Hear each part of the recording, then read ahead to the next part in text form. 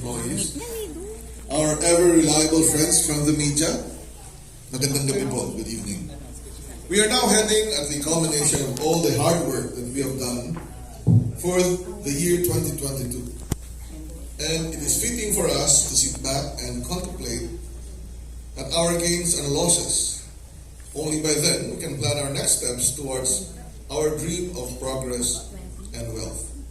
It is a Herculean task, especially for the department, with the many stakeholders that we serve.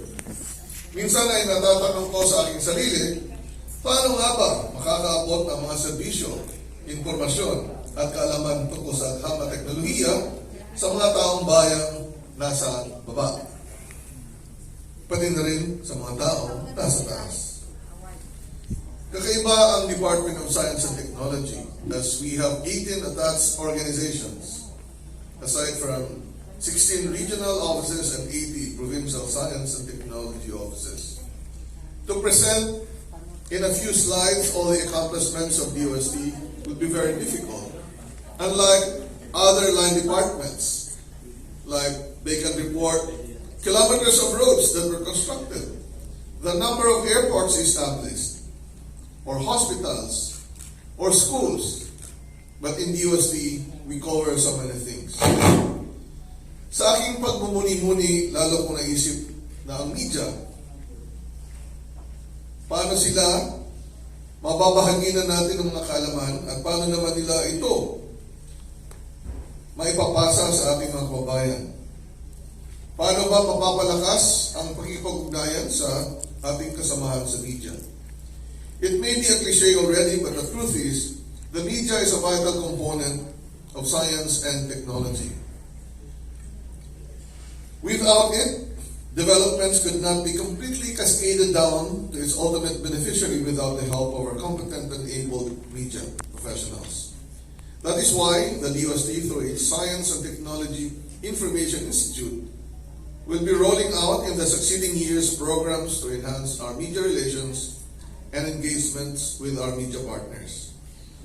Sana po ay mapaunlakan nyo kami na makipag-ugnayan ng mas malakas pa kaysa sa ngayon para yung pangarap ng ating bansa na maging maunlad at ang ating mga kababayan ay mas maging maaluan ng kanilang pamumuhay ay makamit natin. Alam ko naman na tayo isusuportahan ng mga kaibigan natin sa media, mga tapagbalita, mga anchors upang magkaroon ng mas malalim na pag-unawa ng ating mga kababayan sa larangan ng agham at teknolohiya.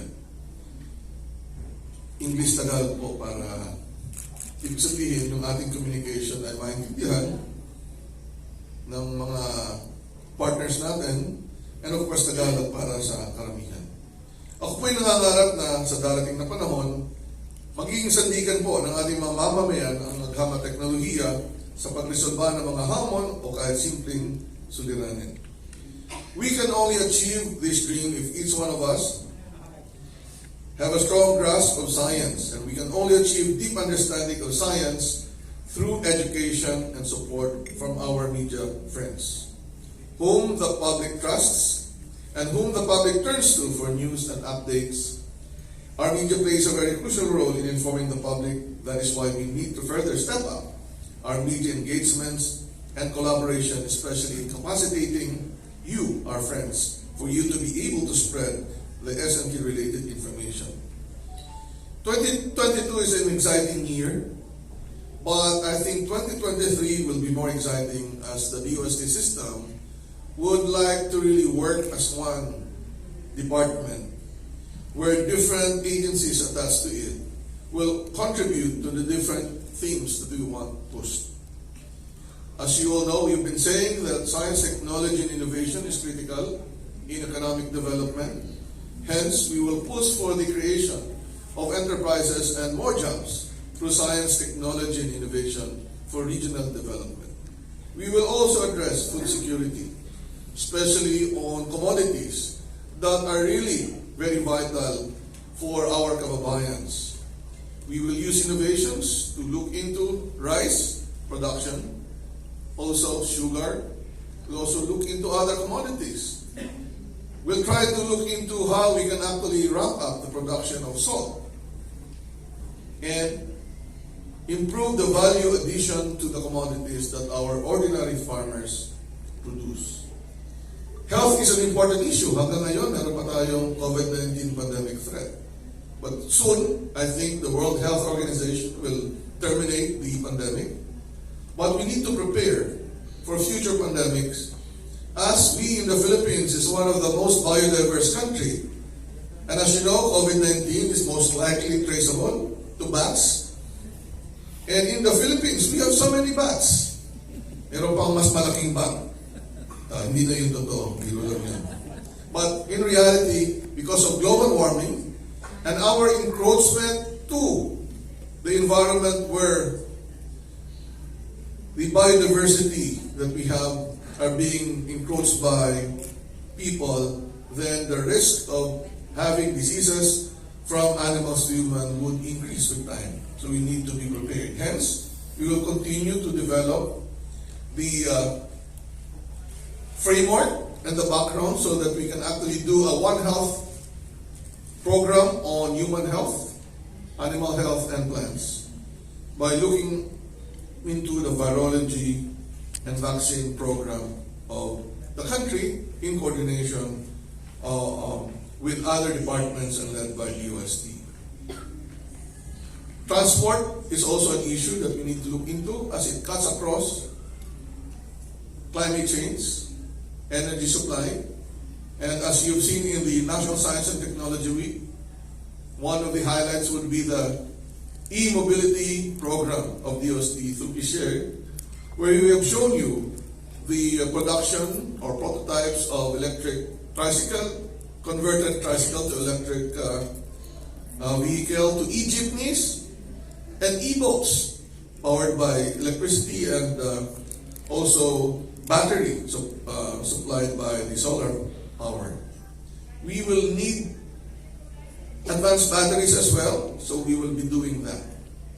Now, in terms of health, aside from virology, we'd like to look into drug discovery.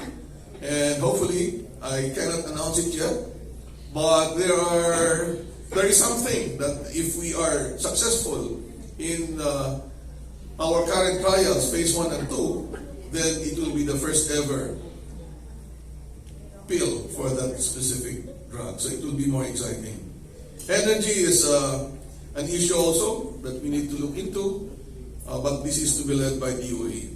Now, obviously, disaster and climate resilience is an important program of DOST.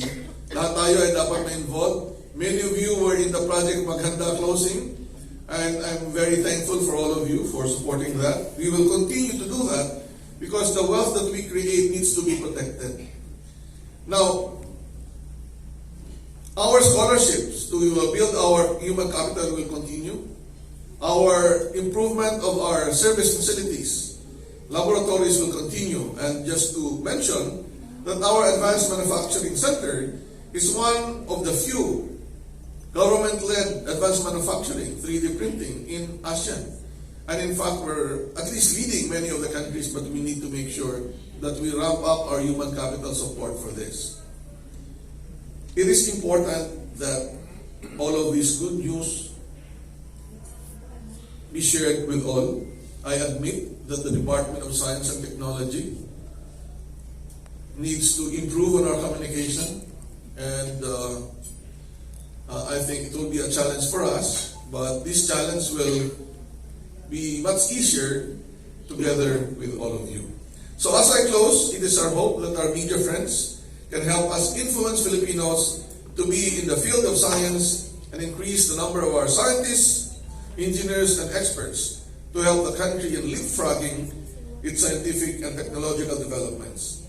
The doors of DOST, including our 16 regional offices, 3 sectoral planning councils, 2 collegial bodies, 7 research and development institutes, 6 scientific and technical service institutions na madadagdagan pa by next year.